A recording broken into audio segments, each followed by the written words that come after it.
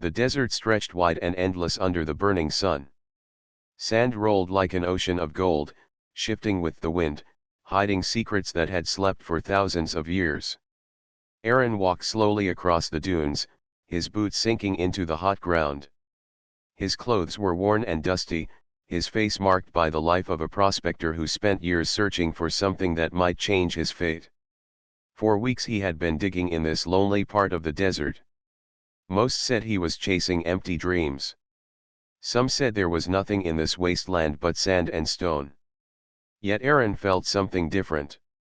He did not believe in luck, but he believed that the land whispered to those who listened carefully.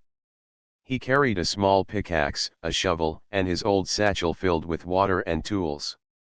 Every day he searched, every night he studied maps that others had thrown away. On this day, his shovel struck something strange. It was not the dull sound of stone, nor the hollow crack of dry wood. It was a deep metallic thud that echoed through the ground. Aaron froze, his hands tightening on the handle. He cleared away more sand and saw a dark shape hidden beneath. His heart beat faster. He brushed the sand carefully, revealing a flat surface of black metal. At first, it looked smooth like glass, but when the sun hit it, faint golden lines shimmered across it like veins running under the surface. Aaron touched it with his hand.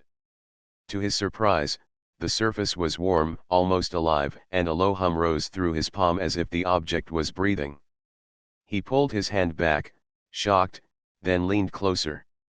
The golden lines began to glow brighter, forming strange symbols that he could not read. The symbols twisted and moved slowly across the metal, shifting like liquid light. Aaron's breath caught in his throat. This was no ordinary stone, no treasure buried by bandits, no ruin of an old kingdom. It was something far older, something not of this earth. For a moment he wondered if he should stop.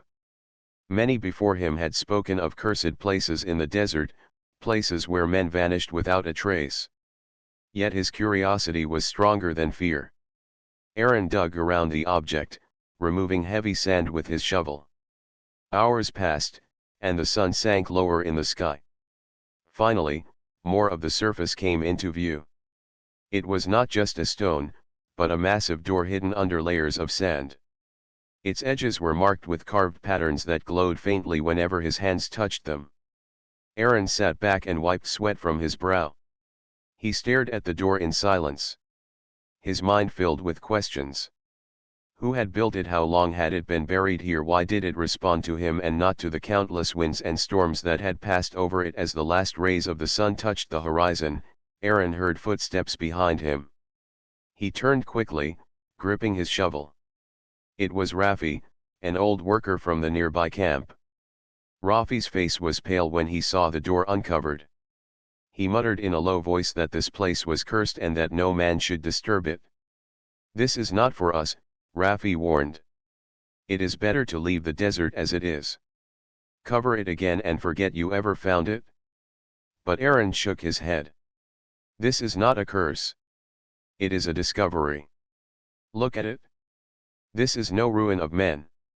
This is something different. Something greater."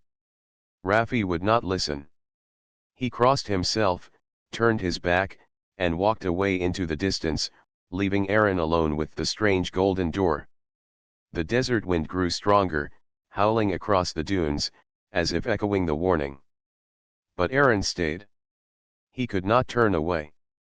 He set up a small lantern and sat beside the uncovered doorway long into the night. The glow from the symbols pulsed gently in the dark, like a heartbeat under the earth. He reached out again, placing his palm firmly against the surface. For a moment, he thought he heard something, not with his ears but with his mind. A faint whisper, like voices calling from far away, hidden beyond walls of stone and time. Aaron pulled his hand away, shivering. He wrapped his arms around himself and stared at the door until sleep finally took him. In his dreams, he saw images of golden halls, shining machines, and tall figures standing beside humans. He awoke before dawn, sweating but filled with determination. By sunrise, he had made his choice. He could not keep the secret to himself. He needed someone who understood strange things, someone who could read symbols and study machines. He thought of Myra, a scientist he had met years ago in the city. She had always spoken of forgotten civilizations, of the chance that Earth was not alone. Aaron knew she would believe him. He packed his tools, marked the place carefully with stones, and began the long walk back to camp. His steps were heavy, but his spirit was alive. Behind him, the golden door remained half buried, glowing faintly in the rising sun, as if waiting. The desert had guarded its secret for thousands of years. Now it was uncovered, and nothing would ever be the same again. The desert stretched wide and endless under the burning sun. Sand rolled like an ocean of gold, shifting with the wind, hiding secrets that had slept for thousands of years. Aaron walked slowly across the dunes, his boots sinking into the hot ground. His clothes were worn and dusty, his face marked by the life of a prospector who spent years searching for something that might change his fate. For weeks he had been digging in this lonely part of the desert. Most said he was chasing empty dreams. Some said there was nothing in this wasteland but sand and stone. Yet Aaron felt something different. He did not believe in luck, but he believed that the land whispered to those who listened carefully.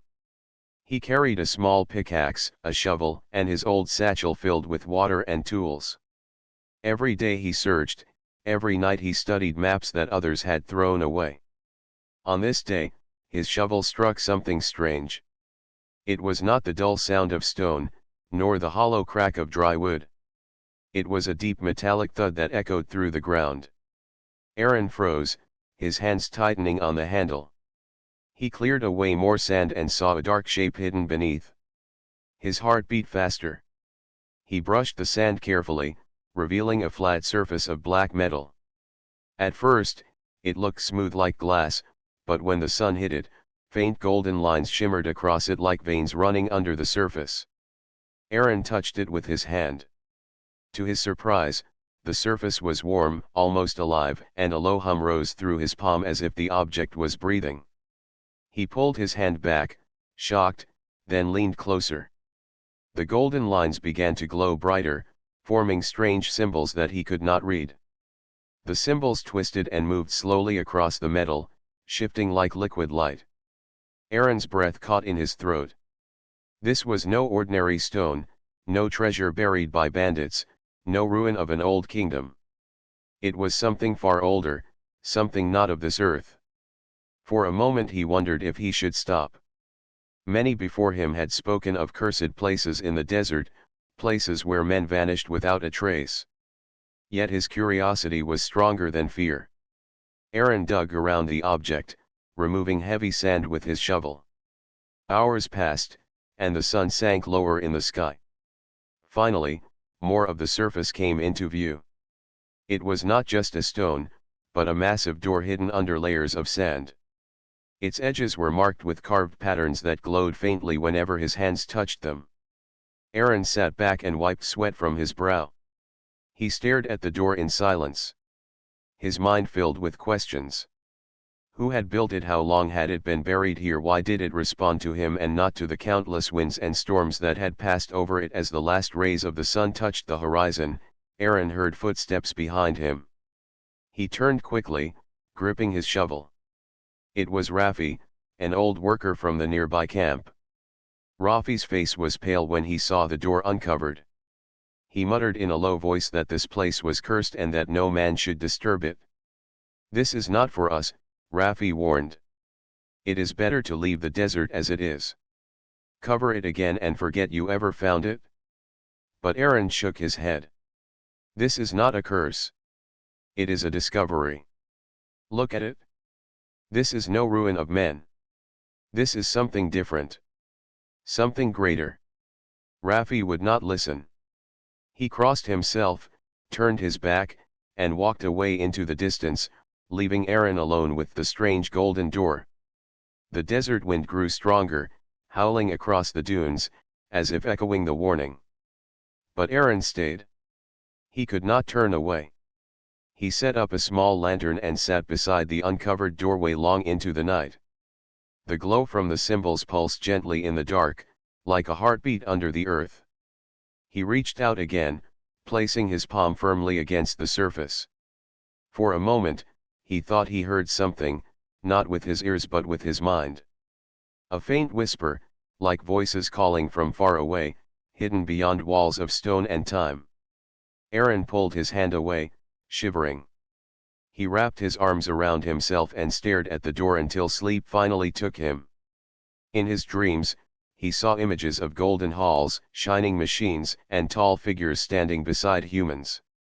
He awoke before dawn, sweating but filled with determination. By sunrise, he had made his choice. He could not keep the secret to himself.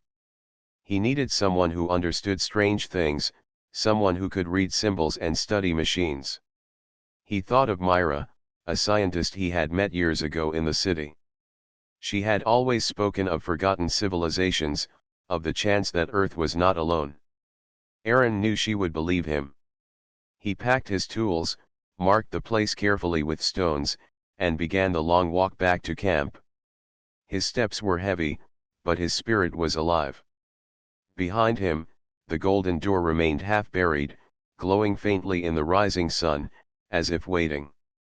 The desert had guarded its secret for thousands of years. Now it was uncovered, and nothing would ever be the same again.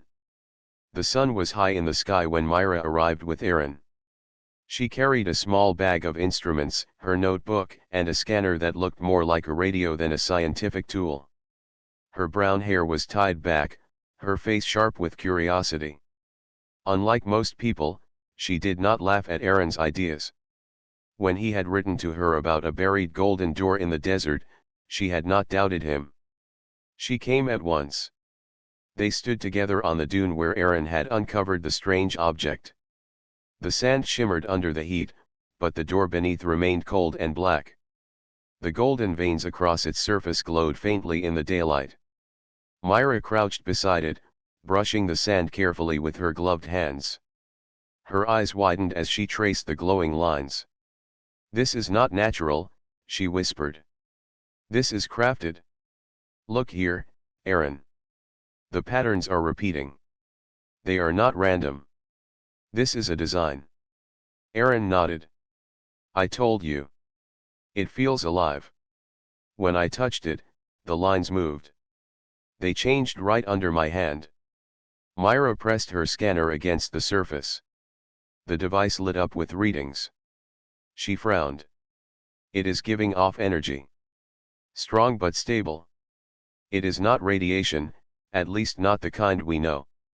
The pulse is steady, like a heartbeat. It almost feels as if the structure is sleeping." She leaned closer, her breath fogging the metal. For a moment, the golden lines shifted, curling like waves in water. Myra pulled back quickly, her eyes wide. "Did you see that it responded to me?" Aaron's chest tightened. "It did the same when I touched it." Rafi saw it too, but he said it was cursed. He left before nightfall. He will not return. Myra did not smile. Instead, she studied the carvings around the edge of the door. They looked like symbols, not from any known language. Some were shaped like stars, others like flowing rivers.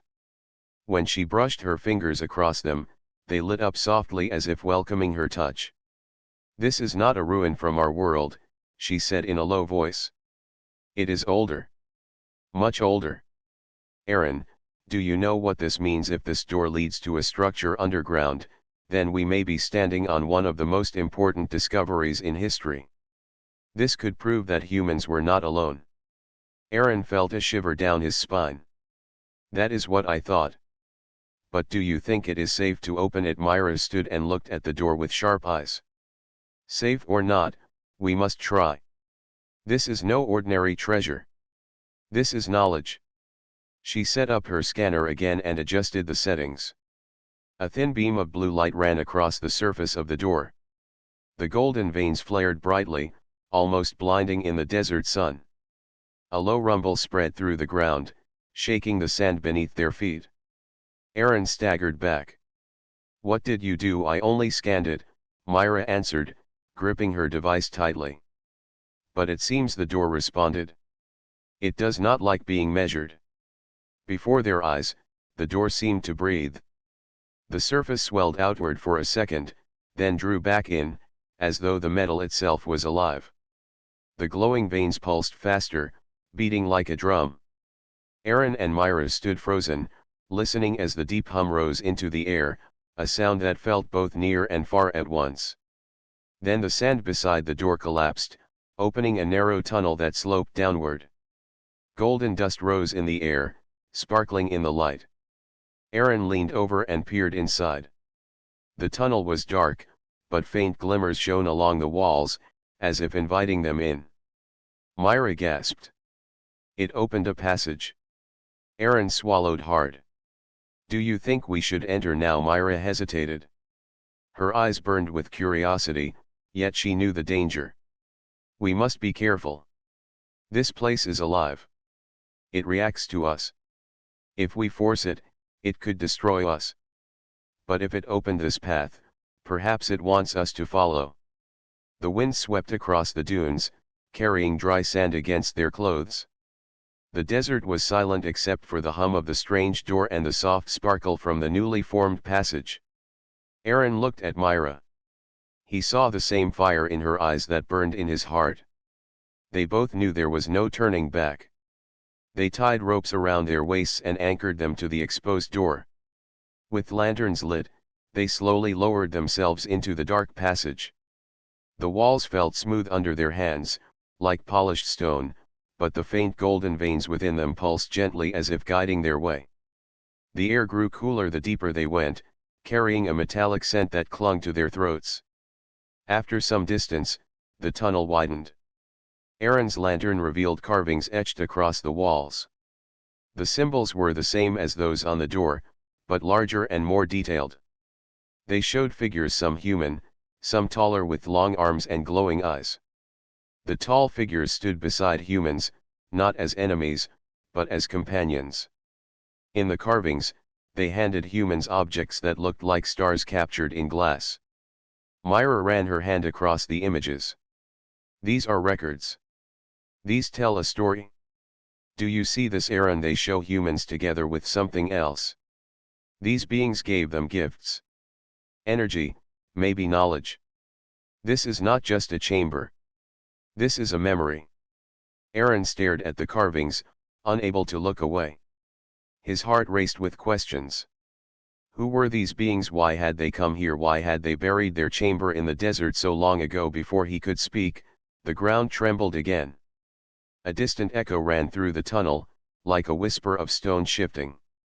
From the darkness ahead came a faint light. It was soft, golden, and steady. Myra's lantern shook in her hands, her face pale but glowing with wonder. "The chamber," she said. "It is real. It is waiting for us." Aaron tightened his grip on the rope. His fear was strong, but his curiosity was stronger. He looked at Myra and nodded. Together, they stepped forward into the unknown. Behind them, the golden door sealed the tunnel silently, leaving no trace on the desert above. The wind blew over the dunes, hiding the place once more, while beneath the sands Aaron and Myra walked deeper into a world forgotten by time. The tunnel twisted downward like a throat leading deep into the earth. Aaron and Myra followed carefully, their lanterns glowing against the smooth walls. The golden veins inside the stone pulsed gently, casting a soft light of their own. Each step echoed, carrying the sound forward as if the chamber itself was listening. The air grew cooler as they moved. The heavy heat of the desert faded, replaced by a calm stillness. Aaron brushed his hand across the wall. It felt solid yet alive, as though it was more than stone. The pulsing light seemed to match the rhythm of his heartbeat. He pulled his hand back, unsettled, but the wall continued to glow faintly, guiding their path.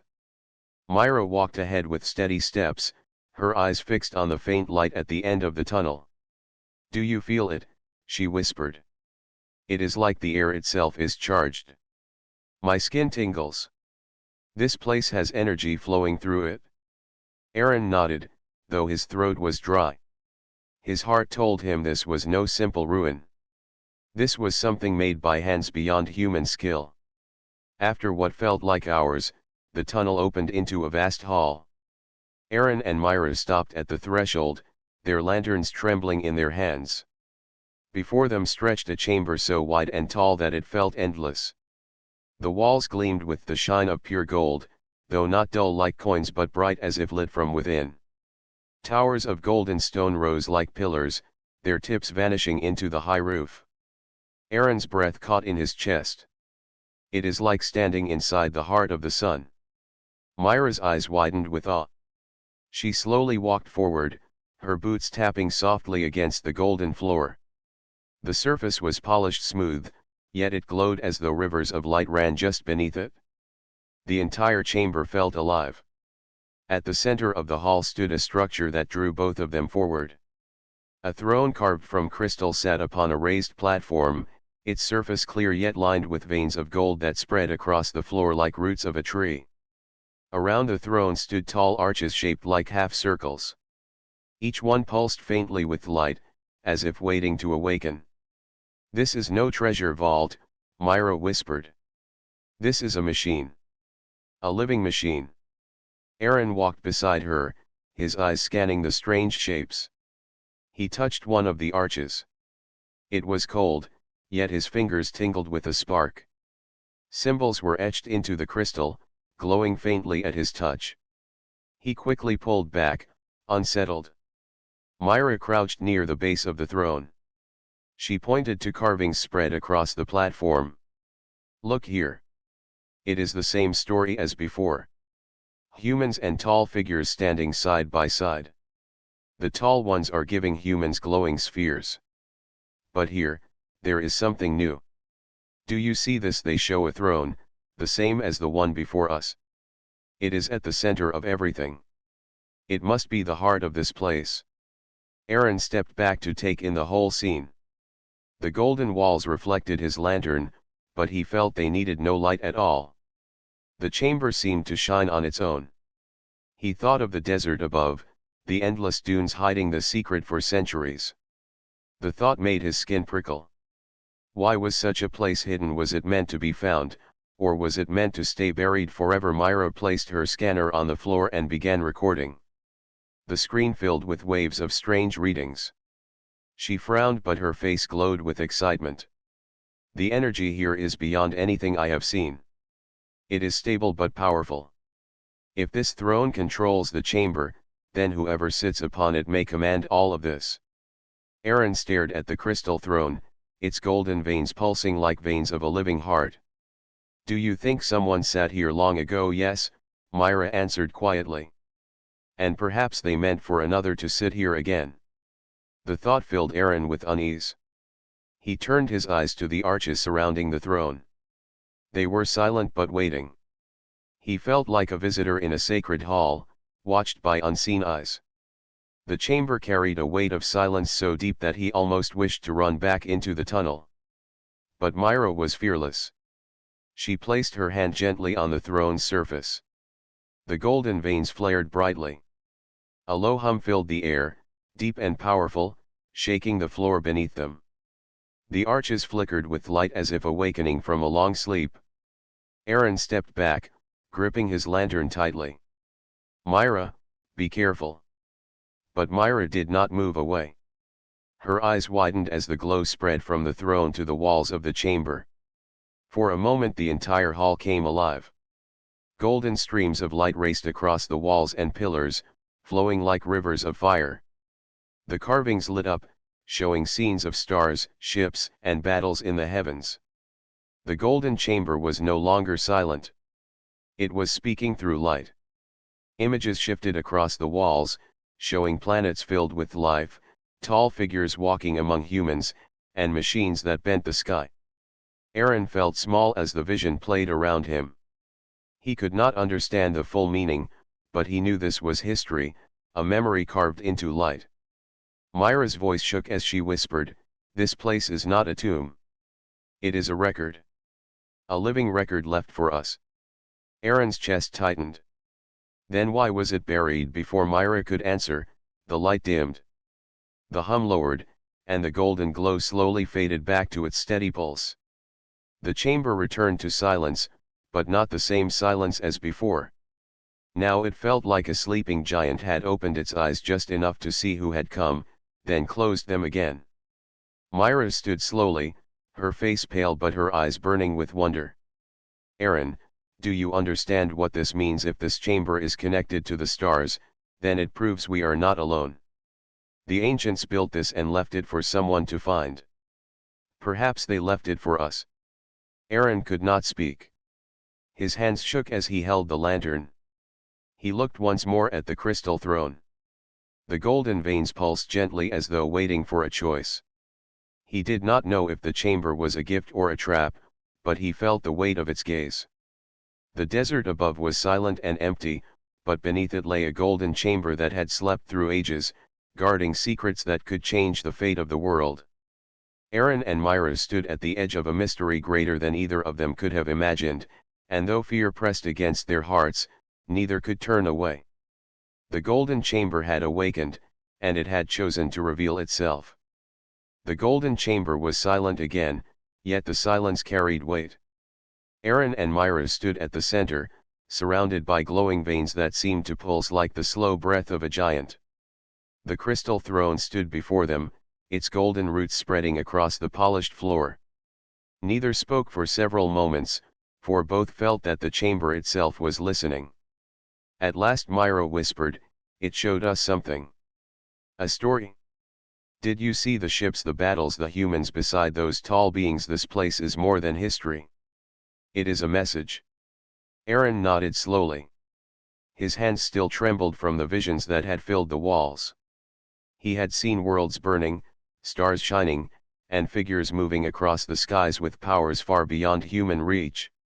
Yet mixed in with those towering beings had been humans, standing at their side, not as servants but as partners. "What does it mean?" he asked, his voice low.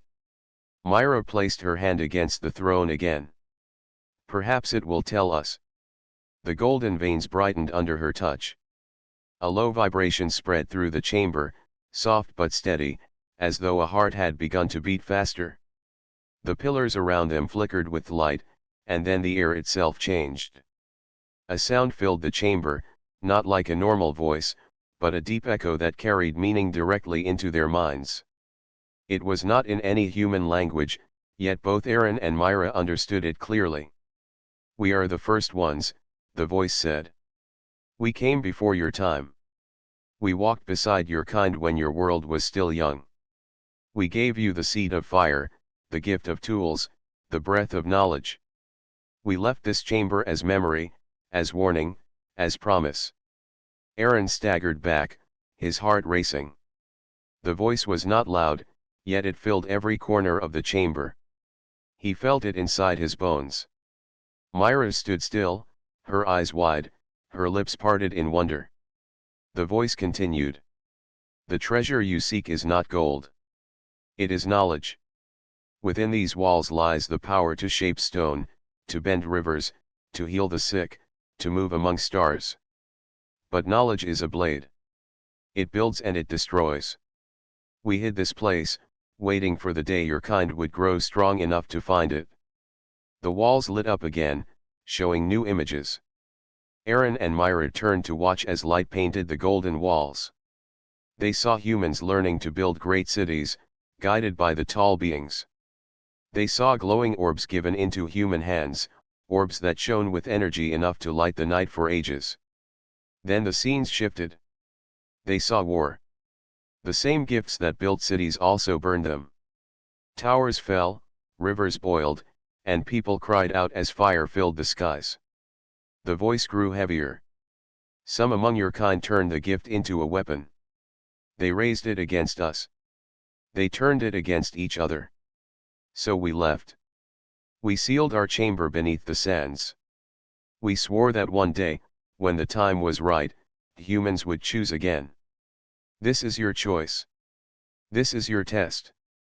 The images faded, and the golden glow dimmed until only the steady veins in the throne remained lit. Aaron felt sweat on his brow. His heart pounded with fear and awe. Myra stepped closer to the throne, her voice steady though her hands shook. "You left this for us. But why now? Why open the chamber to us after so long?" The voice answered, slower this time, as if spoken across a great distance. "Because others watch. They have always watched. They wait for the day you open this place. If you are strong, they will fear. If you are weak, they will come to take. This chamber is both shield and sword.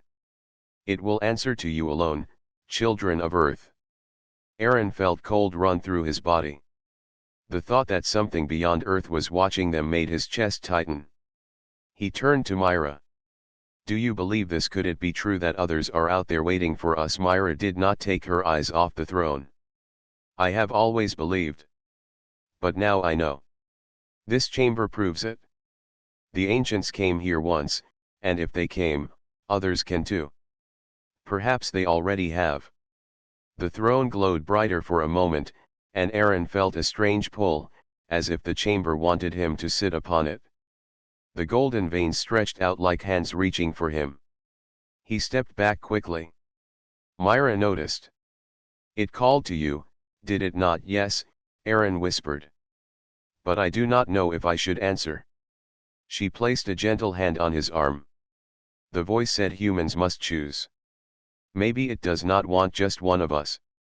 Maybe it wants all of us. Maybe this is meant for humanity, not a single man or woman." Aaron looked around the golden chamber, its walls glowing faintly as though waiting.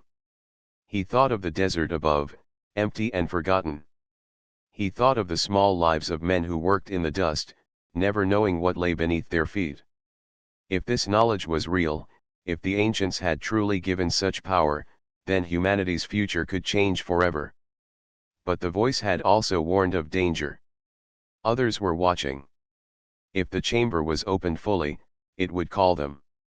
Aaron lowered his head. "If we take this, we invite danger. If we leave it, we may lose the chance forever." Myra's eyes shone with fire. "Danger has always been part of discovery. If we fear, we remain in the sand. If we step forward, we may rise to the stars." Her words struck him. He saw in her the same hunger that burned in himself. Perhaps this was why the ancients had left the chamber. Not for kings, not for armies, but for those willing to risk everything for knowledge. The throne's glow slowly dimmed again, returning to its steady heartbeat. The voice faded into silence, leaving only the echo of its warning behind. Aaron and Myra stood together in the golden hall, surrounded by secrets older than history. They knew now that the chamber was no simple treasure. It was a key, a test, a doorway to a greater destiny. And though fear clung to their hearts, they both knew the same truth. The ancients had spoken, and the choice was no longer hidden.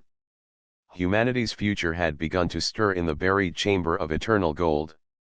For several days after the voice of the ancients had spoken, Aaron and Myra stayed near the chamber. They studied the glowing walls, traced the golden veins, and filled Myra's notebooks with drawings and notes. At night, they camped in the tunnel's entrance, where the air was cool and heavy with the scent of stone. The desert above lay silent, but both of them felt that silence had grown thin, as if the world itself was waiting.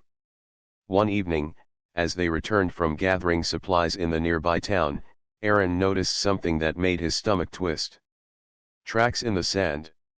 Heavy boot prints, not from their own feet, and tire marks from vehicles. He crouched down, touching the disturbed sand with his hand. "They know," he said. Myra's eyes narrowed. Who? Aaron did not need to answer. In the distance, a line of trucks appeared, their dust rising like smoke against the red horizon. The vehicles stopped near the dunes, and men stepped out. They wore uniforms marked with the symbol of a private corporation, one known for mining and weapons. The leader, a tall man with a hard face, scanned the desert with binoculars. His eyes soon fell on the marker stones that Aaron had left to guide Myra. "They found the site," Aaron whispered. The two hurried back into the tunnel and down toward the golden chamber. Their footsteps echoed fast and nervous against the smooth walls. The chamber greeted them with its steady pulse of golden veins. The throne glimmered faintly, almost as if aware of their fear. Myra set her bag down, her voice sharp but calm. If they come inside, the chamber will react. Remember what the voice said. It will answer to humans, but only to those it chooses. If they force their way in, they may awaken it in anger. Aaron nodded but said nothing. His chest was tight with worry. He knew the men above did not come for knowledge. They came for gold, for control, for profit. They would not care about the warnings carved into the walls. Moments later, heavy footsteps echoed from the tunnel. Flashlights cut through the dark, and voices barked orders. Armed men entered the golden chamber, their boots striking against the polished floor. Their leader stepped forward, his eyes widening at the sight of the shining walls. Incredible, he muttered. Then his hard eyes turned to Aaron and Myra. You two have found something beyond value. But now it belongs to us. Aaron stepped in front of the throne. This is not yours to take. It is not even mine. This place is alive. If you treat it like treasure, it will destroy you. The leader laughed, but there was no humor in it. Alive, you are just prospectors and dreamers. This chamber is made of gold. Its walls alone could build cities. We will cut it apart piece by piece. Myra's voice was steady. If you touch it with greed, it will fight back. It does not welcome you. The men ignored her. They spread out, touching the walls, striking the floor with their boots. One soldier raised his rifle and tapped the butt against a golden pillar. The sound rang like a deep bell through the chamber. In that instant, the golden veins across the floor flared with blinding light. A heavy hum shook the air, deep and angry. The soldier cried out as the rifle in his hands sparked and shattered into pieces. Streams of golden energy leapt from the walls, wrapping around the intruders. Their weapons melted, their radios burned out, and their flashlights flickered before dying. Panic spread among them. What is happening? One shouted. The leader's face turned pale. He ordered them to retreat, but the chamber was not finished. The golden floor split open for a moment, releasing a surge of bright energy that pushed the men backward. They stumbled, dropping their gear, their shouts echoing against the shining walls. Aaron and Myra stood frozen. The throne pulsed with fierce light, its golden veins stretching across the chamber like lightning. For a moment, Aaron thought the chamber would crush them all, but then the energy softened. The men were not killed, only driven out. The chamber had defended itself, but with restraint. The leader glared at Aaron and Myra as he backed toward the tunnel. His voice was harsh with anger. This is not over. You think this chamber belongs to you? It does not. We will return with more men, with machines that no cave can stop. And when we do, you will regret standing in our way. The intruders fled into the tunnel, their footsteps fading into the distance. Soon the golden chamber was silent again, though its glow remained sharp, as if it still watched the humans it had spared. Myra exhaled slowly, her hands trembling. It chose to protect us. Did you see Aaron? It reacted to them like a body fighting off a sickness. It saw them as intruders. Aaron nodded, though his face was troubled. It protected us this time. But what happens when they return with machines, with weapons greater than rifles? Myra looked at the glowing walls, her eyes thoughtful. Then we must learn how to speak to it. The ancients left this for humanity, not for men with greed in their hearts. If we can understand its secrets, perhaps it will give us the strength to defend it. Aaron's mind was heavy.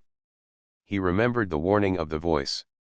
Others were watching, waiting for the chamber to be opened. Now the world above knew. Soon, word would spread. More men would come, not just from corporations, but perhaps from governments. And if the ancients were right, perhaps even strangers from beyond the stars. The chamber pulsed once more, slow and steady, like the heartbeat of the earth. Aaron placed his hand against the golden floor. For a moment, he thought he felt a whisper again, not in words, but in meaning. A promise that the chamber would not abandon them if they proved worthy. He pulled his hand away and looked at Myra.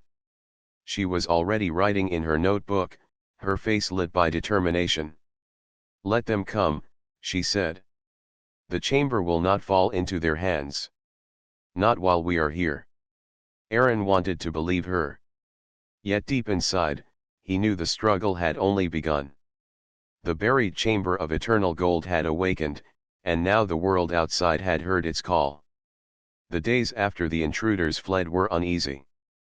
Aaron and Myra stayed close to the chamber, their senses sharp at every sound. At night they took turns keeping watch by the tunnel entrance, fearing the return of soldiers with stronger weapons. The desert air grew heavy with silence, yet both of them felt something moving in that silence, as if unseen eyes were now fixed on the hidden chamber. One night, while Myra was writing by the faint light of her lantern, a soft vibration stirred through the tunnel. It was not the heavy rumble of trucks, nor the sharp echo of boots. It was light, almost like a song carried through the stone. Aaron woke and sat up, his face tense. "Do you feel that?" he asked. Myra placed her hand on the wall. The golden veins shimmered faintly in reply, as if answering to the unseen rhythm. Her eyes widened. "It is not the soldiers. This is something else." The vibration grew, not in volume but in presence. Then, without warning, a glow appeared at the far end of the chamber. A circle of light shimmered in the air, widening slowly until it became a doorway. From that doorway stepped figures unlike any Aaron or Myra had ever seen. They were tall, thin, and their skin shone like polished stone. Their eyes glowed softly, like lanterns in the dark. They carried no weapons, but their very presence filled the chamber with power. The golden throne pulsed brightly, and the veins across the walls shone in rhythm with the strangers' steps. Myra's notebook slipped from her hands. Her voice shook. "They are not from Earth." Aaron swallowed hard, standing protectively in front of her. He wanted to speak, but the words caught in his throat. The strangers moved gracefully, their eyes scanning the chamber, then falling upon Aaron and Myra. One of them raised a hand, and without sound, a voice filled their minds. "Children of Earth, you have touched the chamber of promise." The voice was calm, not threatening, yet it carried weight, like a river flowing with unseen strength. Myra found her voice first. "Who are you? Why are you here?" The figure stepped closer, its eyes glowing brighter. "We are watchers. Long ago, our kind and your kind stood together. This chamber was built not for greed, but for unity. It holds the key to balance between worlds. We have waited for humans who could reach it with respect." Aaron felt the words strike his heart. "And if those soldiers had taken it, would you have stopped them?" The figure's glowing eyes dimmed slightly, as if in sorrow. "We do not interfere with the choices of humans. The chamber itself decides. It listens, it judges. It drove away those who came with hunger. It called to you because you came with wonder." Myra's mind raced. She pointed to the golden throne. "What is it truly? What lies within it?" The figure turned, looking at the throne. The golden veins pulsed brighter as if waiting for its answer. "It is a seat of power. Gold to you is treasure, but here it is only the shell. Within this chamber is energy drawn from stars, woven into matter by hands older than your world. If awakened fully, it can heal lands, build cities, or destroy them in fire. That choice rests with those who sit upon the throne." Aaron's chest tightened. Then no one should sit there. No one should control something so powerful. The figure studied him for a long moment. Then it said, "And yet, one day, someone must. For the chamber was not built to remain silent forever. It was built to be awakened when the time came." Myra's hands shook, but her eyes were firm.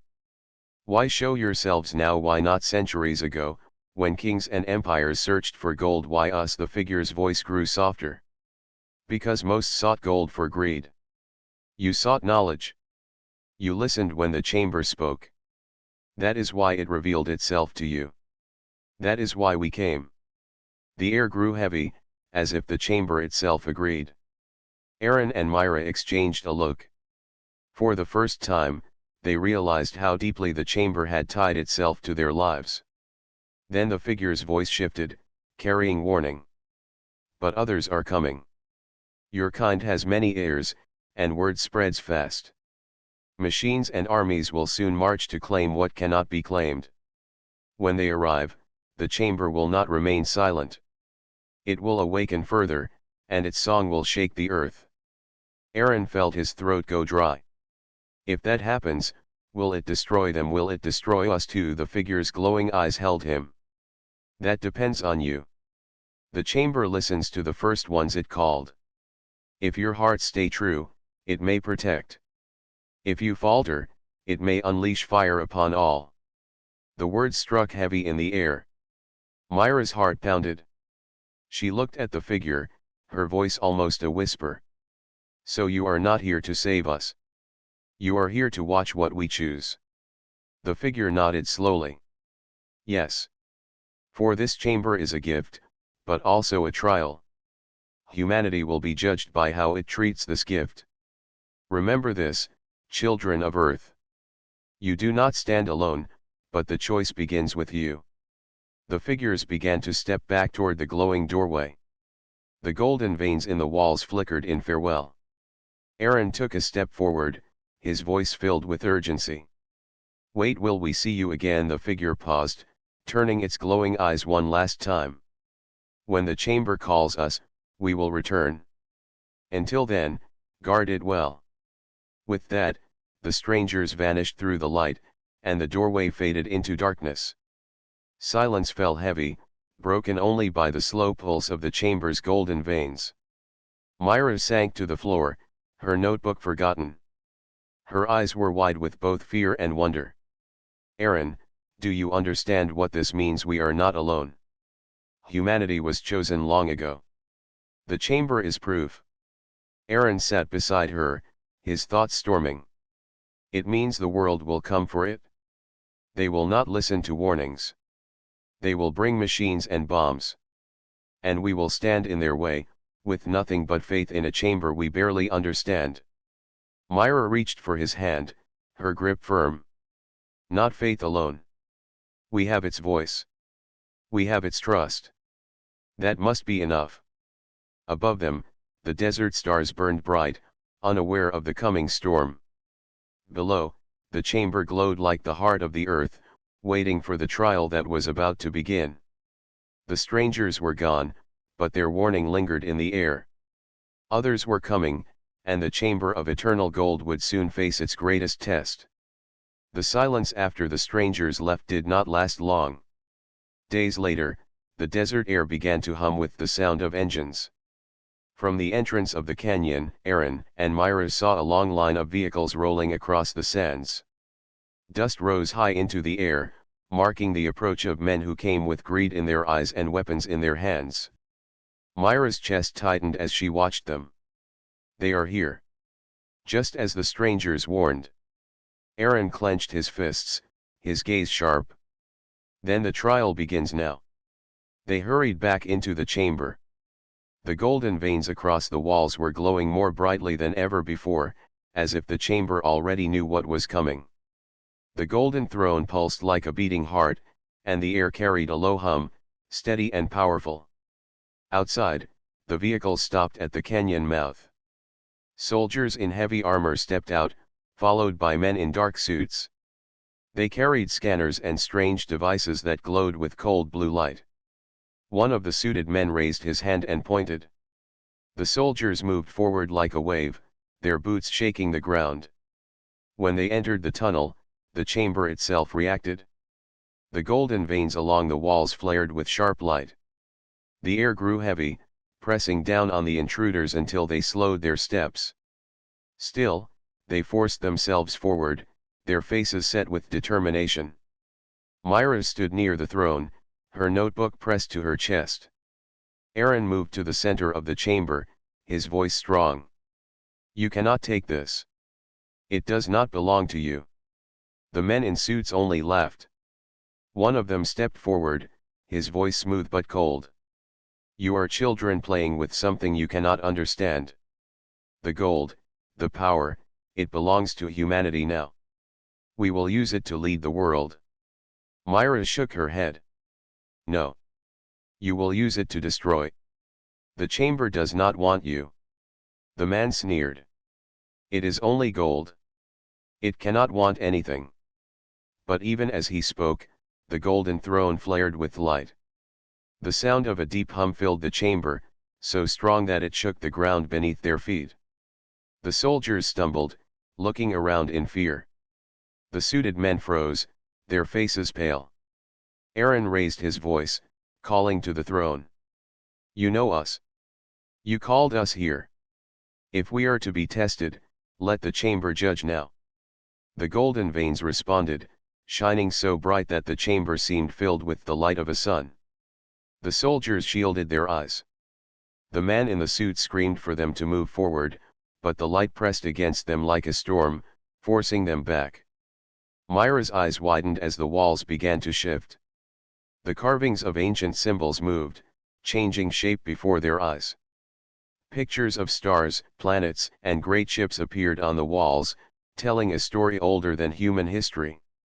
The intruders stared in shock, unable to believe what they were seeing. Then a deep voice filled the chamber, the same voice Aaron and Myra had heard through the strangers. It was not spoken with the mouth but with the very stones of the chamber itself. "Children of earth, the time has come.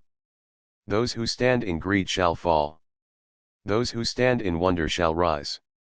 The golden throne pulsed once, and a wave of force burst through the chamber.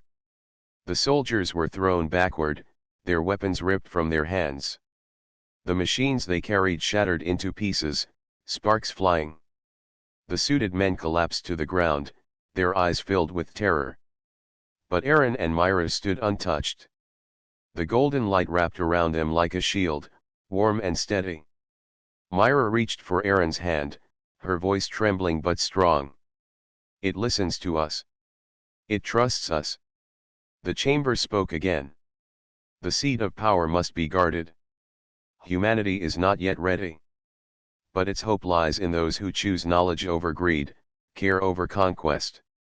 The throne's light grew sharper, and then a beam shot upward, breaking through the stone ceiling. A column of golden light pierced the desert sky, bright enough to be seen for miles. Outside, the soldiers still waiting by the vehicles fell to their knees, covering their faces in awe. The earth trembled, and the air carried a sound like a great bell ringing across the world. The suited men inside tried to crawl toward the throne, but the golden veins turned sharp, releasing waves of energy that pushed them back again and again. The chamber's judgment was clear. Aaron stepped forward, his voice steady. "If the chamber trusts us, then we will guard it." "But how can two of us protect it from the whole world?" The chamber's voice rumbled, deep and final. "You will not stand alone. Others will hear the song of the chamber. Others will come, drawn not by greed but by hope. Until then, guard the secret, and let the truth spread slowly, like dawn across the sky." The light dimmed slowly, leaving the chamber glowing softly once more. The soldiers and suited men outside fled into the desert, their vehicles leaving long trails of dust as they raced away. None of them dared look back. Inside, Aaron and Myra stood in silence, the chamber calm once again. The golden veins shimmered gently, like a heartbeat at rest. Myra let out a long breath. "It spared us. It judged them." "Aaron, this was the trial. Humanity is not yet ready for its full gift. But it trusted us to keep it safe." Aaron nodded, his eyes still on the throne. "Then we must stay. We must guard it until the right time comes." She smiled faintly. "Not just us. The voice said others will come. People who hear the call like we did. They sat together near the throne, their hearts heavy but steady. Outside, the desert was quiet again. The sky glowed with the soft light of dawn, as if the world itself had been touched by the chamber's power. Far away, across oceans and cities, strange dreams began to stir in the minds of men and women. Dreams of golden light, of chambers deep beneath the earth, of power that could heal or destroy. The chamber had begun to sing its song to humanity, and its echo would not be silenced. Aaron and Myra did not know how long they would have to wait, or what battles still lay ahead. But they knew this: the buried chamber of eternal gold was no longer a legend. It was alive, and its trial had begun. And in that trial, the fate of humanity itself would be decided.